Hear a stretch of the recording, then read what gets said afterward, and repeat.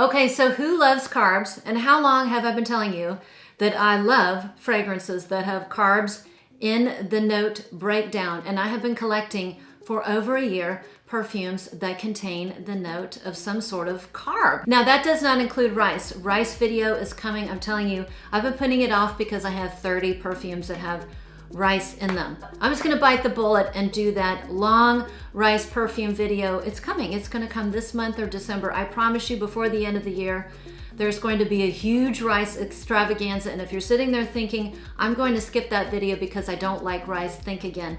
There is something for everyone with regards to rice and perfume, okay? It doesn't have to smell like pudding or something really powdery. But let's get today's video, which is fragrances that have some sort of note relating to carbs, whether it's a biscuit, whether it's wheat, whether it's flour, whether it's actual bread, or in one case, I think I brought one with rice vapors. And these are not overly gourmand. Many times they are very smoky or they are very woody. I'm telling you, I cover the gamut. I have floral fragrances, woody fragrances, biscuity, starchy, bready, more gourmandy, more lean feminine, more lean masculine, and there are a lot of in the middle. So how about we just get started with this video that I've been wanting to do for so long. I'm going to start this list with a fragrance I have spoken about before. It is this really cute one by A Lab on Fire. It is called Freckled and Beautiful. Now this has notes of, I want to say milk and biscuit and orange blossom. And if those aren't the notes, that's what I get. I get a very, so you must like an orange blossom neroli type of thing. And the orange blossom in here smells a little bit tobacco-y, like dried tobacco leaves. Sometimes orange blossom can smell like that to me. And it smells like that in the beginning. That ashtray, tobacco-y, orange blossom note in the beginning does not last forever. It fades.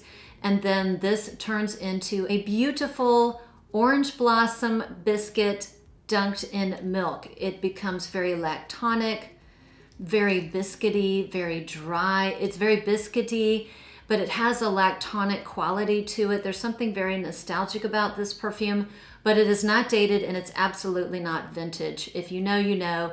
People are gonna love this or they're going to hate it.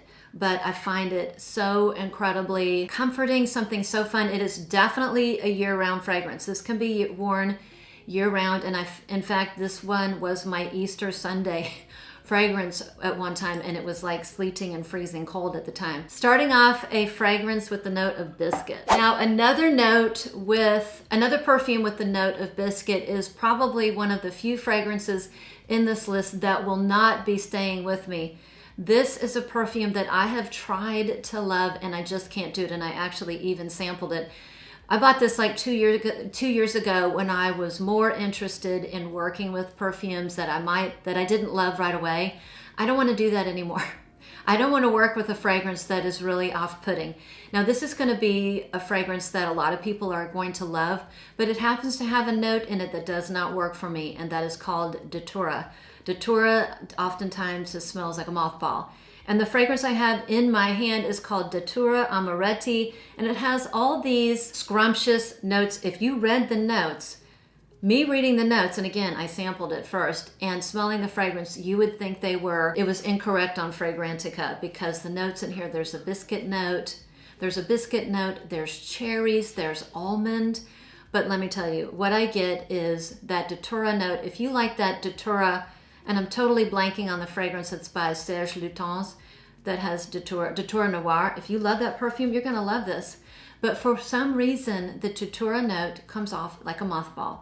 That's all I smell. That is the way my nose and my brain interprets that.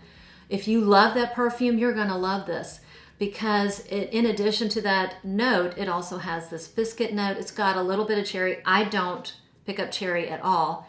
What I do get in the dry down, if I can choke my way, the few times I've choked my way through the opening, is that Datura, that mothbally Datura, fades and I get a warm biscuit with like a dusty almond. The type of almond I get is like the almond shell. It's like you took the shell of the almond and you pulverized it. So it's very dusty. So it's warm and biscuity and has this dusty almondy note. And it's just too bad because these bottles are just literally like 10 pounds. They could be like a paperweight or a weapon. I think they're just so well made. And maybe I'll get my discovery set out and see if there's anything else in the line that I could love. But I tried to love it. It's not for me because for the most part, Datura is not a perfume. It's not a note for me. But if you love Datura Noir and we're looking to expand your Datura fragrance collection, you should definitely get your nose on Datura Amaretti. The next perfume was actually recommended to me from a jewelry maker over on Instagram. She has a jewelry page. Her page is called Glam Pop Designs, but she loves perfume also and chit-chats back and forth with me in comments all the time on my postings. And she recommended to me this perfume right here, and it's by 4,160 Tuesdays, and it's called Hammersmith Tea and Biscuits. So the notes, the starchy notes, the carb notes are pancake, French pastries, and bread flour. So it does have a lot of starchy elements, but like the name says, it's very tea forward. It has this beautiful lemony tea, like an Earl Grey or a breakfast tea with a strong, maybe like a lemon syrup, like a slightly sweetened lemon syrup. And you're eating it and you're drinking it right next to a bunch of pastries. So you have some pastries, maybe something for breakfast, a pancake, a scone, something very bready and carb forward. When you first spray it, you're going to get, it's a lot more refreshing or fresh. It's a lot more, it's got that pop of the lemon and it's got ginger in here. So that makes it zingy and refreshing and a little bit invigorating. So it has a really nice opening. And even though I think the note is black tea, it's almost like you took black tea, like an Earl Grey or a breakfast tea, and you didn't steep it completely. So it's not thick and dark and rich. It's on the light side, has a nice lemoniness to it. So if you put everything together, it's like a very light black tea that's not completely steeped. And you took a nice vanilla lemon scone and you drizzled it with like a ginger syrup, and then you dunked it in your tea. That is kind of the overall vibe or point of view from this perfume. So great recommendation. It wears lightly. It has light to moderate wear, but it's a great pickup and I'm so glad I got it. One fragrance that I have mentioned a couple times from Jo Malone, and it's kind of a hidden gem, and it is called Poppy in Barley. Now this fragrance smelled a lot different than the notes portray. This is a fig fragrance. If you like fig, you're probably going to love this perfume. It is more of a spring, summertime fragrance to me because the fig is very fresh, it's very green, it's very bright, a little bit tart, not overly sweet, slightly watery. As this dries down though, so it's very, very fig forward. As this dries down, it gets a little bit more powdery. And I think the note in here is wheat. That's the carb note, or cereal. The wheat or the cereal comes out in I do get a powderiness, and there's something slightly, almost like a dried cereal milk, like a Cheerios. You ever had like a Honey Nut Cheerios? A little bit of a Cheerio, a soft, powdery Cheerio vibe in the dry down. So that to me is how that wheat comes out. So it's a great spring and summer perfume that has a lovely note of wheat. Okay, for this next one, I don't know where I heard or read about it, but it was long ago, and this was supposed to be the ultimate hipster fragrance. Don't come after me, I'm not the one that said it. But it's by Dawn Spencer Horowitz, and it's called Avocado Toast. This is a very, very unique perfume. And I don't like the opening, and I don't know what the note is that's making me think of a pepper. But in the very beginning, it smells like a jalapeno pepper. I don't think there's any type of a pepper note in here, but that's what I get, and that fades. And then the notes are, there's avocado, there's butter, there's wheat and clover, if memory serves. It's very woody. It's very woody in the base. It's very dusty. There's something slightly honeyed to it. So whether there's honey in here or maybe there's immortelle, I can't remember, but it does dry down more woody and it dries down slightly more sweet and it goes a little bit more powdery. So it's creamy, so it becomes creamy, buttery, a little bit more nutty, powdery, soft, and woody. So if that sounds very interesting and you like cleanly formulated fragrances from a really nice indie house, this is one to check out. The next two are from a fragrance house that I love, and I think they do wood so incredibly well. And they are from the Scents of Wood. The first one I'm going to talk about is my favorite of the two, and this is called Bread in Chestnut. I actually love this. This is a spicy, warm, woody perfume with a little bit of smokiness. There's olibanum, so that's your incense. It smells like non-burned incense. It has some aromatics. There's rosemary or thyme, sandalwood in the base. This one also has chestnuts and a little bit of spiciness from cardamom. But I do get a breadiness or something bready in the dry down, like a dry woody cereal vibe that adds to the warmth of this perfume. It's very dry, it's very warm, it's very spicy, gorgeous sandalwood. Most of you will probably think that this leans masculine. I personally find this absolutely beautiful. My one issue is, for whatever reason, it just does not last on me. The lasting power is not stellar, so I'm going to make my way through the travel size. And if I still love it, I will upsize to the bigger bottle. I have praline and maple, which I adore, and just got the full size of that. So I'm in no hurry to upsize, but this is going to be one of the... Oh, and sandalwood and oak, I love that one. Sandalwood and oak is one of my favorites. So this one is beautiful, wears lightly. The next one is called Pachauli In Rye. This one is a very labdanum, patchouli forward fragrance. Labdanum to me, it's a big note that makes up the amber accord.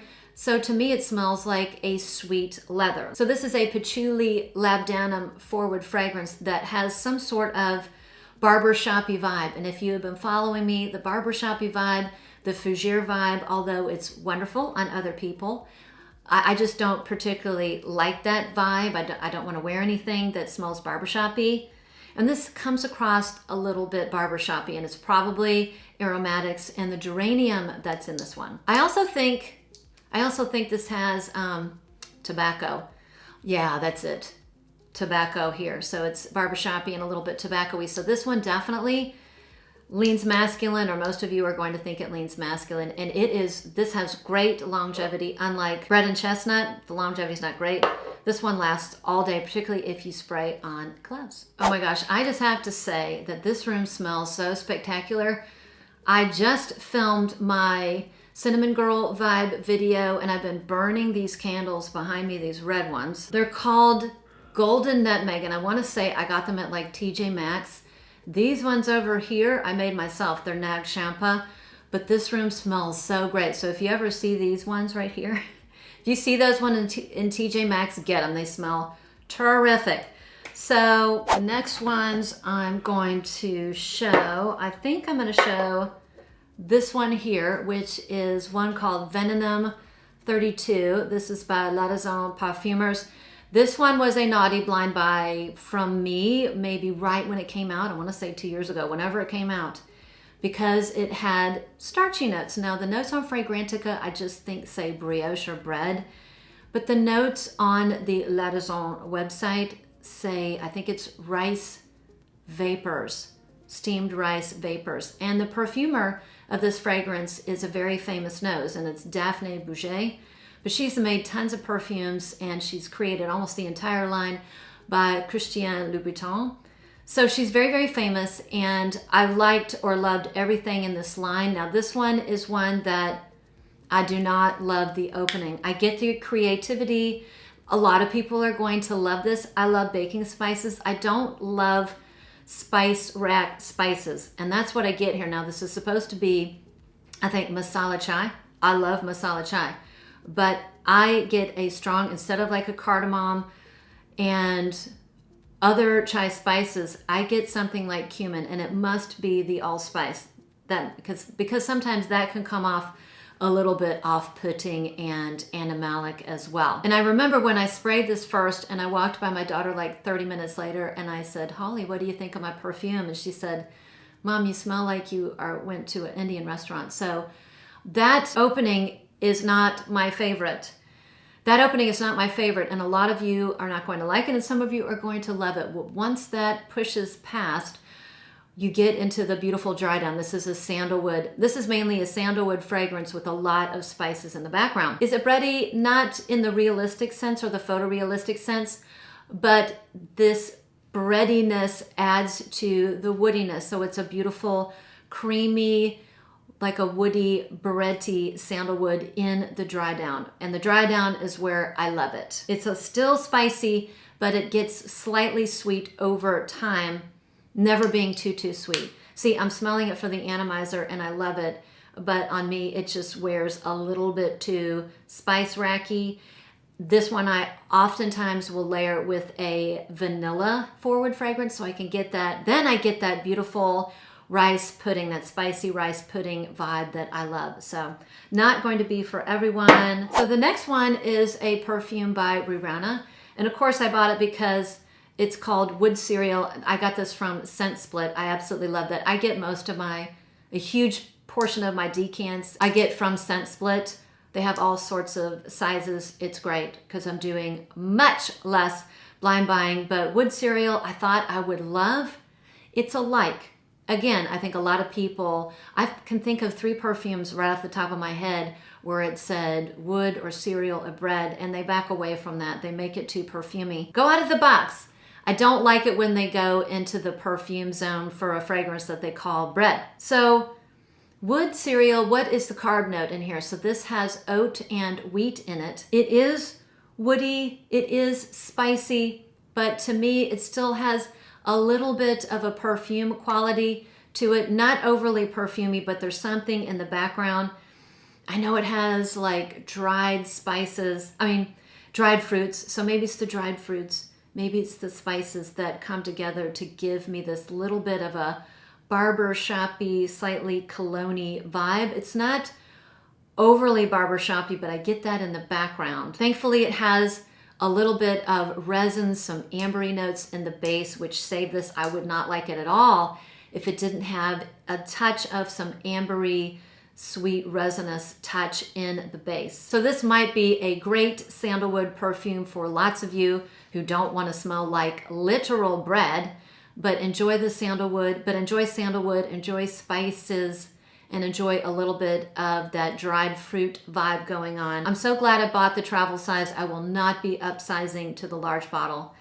It's pleasant, but not a love. Okay, what have I got next? The next one has a literal biscuit note, and it is called Lait de Biscuit by Chabot. I have 3 of these perfumes. They do tend to be very gourmandy, at least to my nose. This one is very gourmandy. This has 3 notes. I want to say it's biscuit, milk, and vanilla, but this smells like a literal Nilla wafer, like a Nilla wafer. You remember those back in the day when you were young?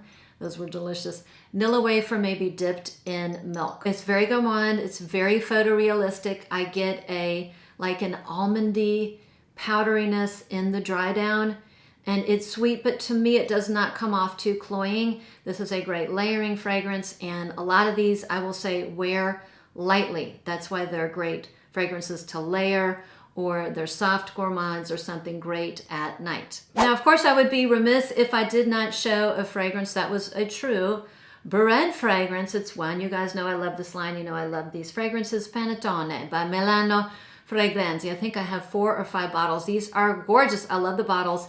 This is a straight up panettone, the beautiful citrusy spiced bread that we typically get, or some people get, I get, around the holidays, namely Christmas. It's very bready, but it has a really nice citrusy, it's very citrusy, and it has a really nice gingeriness to it. So it's bready, it's citrusy, it's gingery. It's just like a panettone. There's not much more to say about this beautiful fragrance. Great longevity, great lasting power. I love to wear it in the colder months. Now the next one I show, it's a lotion, and I want you guys to be on the lookout because this is one of my very favorite lotions from Bath & Body Works. And after it came last Christmas, it came the Christmas before, and then it like disappeared. So it's hard to get. Let me tell you, if it comes out again, which I'm hoping it does, I will buy backups. It's one of my favorite. It's called Christmas Cookies. and it has creamy cookie dough, almond biscotti, and caramel woods. It's just so delicious. Oh my gosh. It's buttery, it's sweet. It's a very, gosh, it's so good. It's very, you guys, you have to love really gourmandy sweet vanillas. It's a very sweet vanilla, like a caramely vanilla with a heavy dose of butter. My mouth is watering, it's delicious. I'm going to be on it.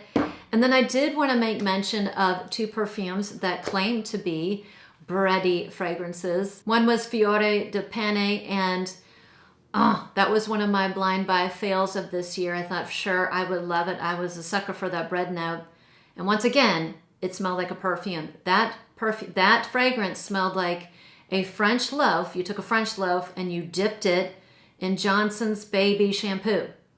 I'm not looking for a perfume like that. So I'm sure it's going to be a love for a lot of people. Was not what I was looking for. And then there's another fragrance it's called Brioche. Thankfully, I bought a sample of that, and it smells nothing like brioche. What does brioche smell like? Brioche is sweet. It's a sweet, buttery, soft bread. It smelled nothing like brioche. It smelled like perfume, like a flowery, florally perfume with a little bit of woodiness. So that's why you're not seeing those perfumes in this video, because I don't own them. I had samples or full bottles and got rid of them because they were not what I was looking for. And did I show everything? I think I did. If not, I'll just try to include it in another video coming up in the next several months. So tell me what you thought. Did you see or hear of any fragrances that you think sound delicious because they have these notes of carbohydrates or yummy, yummy carbs? Do you have any fragrances that are very carb forward that I didn't mention that you love? Let us know in the comments below. Thanks again for sticking around. Thanks for watching. Thanks for supporting me. I have a whole list of videos coming up, a lot of which have some giveaways. But if you have a topic that I haven't covered that you want me to go over, let me know in the comment section and I will add that to my list. And with that, I'll see you in the next one.